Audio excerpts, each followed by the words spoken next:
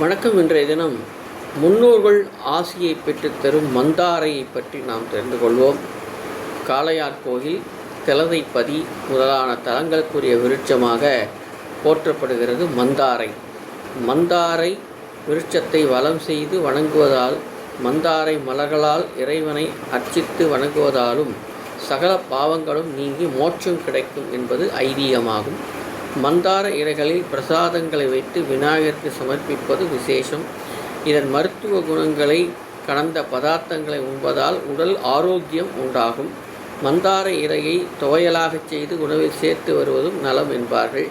விநாயகர் சதுர்த்தி அன்று மந்தார இலைகளில் கொழுக்கட்டையை பிடித்து சமர்ப்பிப்பது வழக்கம்.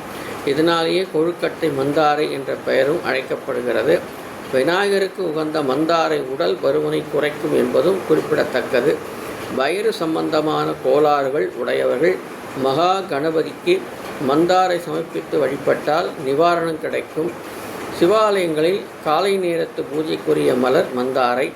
ஜீவசமாதிகள் அல்லது அதிஷ்டானங்களில் மந்தாரை மலர்களை சமர்ப்பித்து வணங்கி வருவதால் தோஷங்கள் அகன்று வீடு பேறு கிடைக்கும் என்பது உறுதியாகும். இவ்வளவு சிறப்பு வாய்க்கப்பெற்ற மந்தார இலையை வன்னி இலையும் கொண்டு சதுர்த்தி அன்று விநாயகரை பூஜித்து அவருடைய பேர் அருளை பெறலாம்.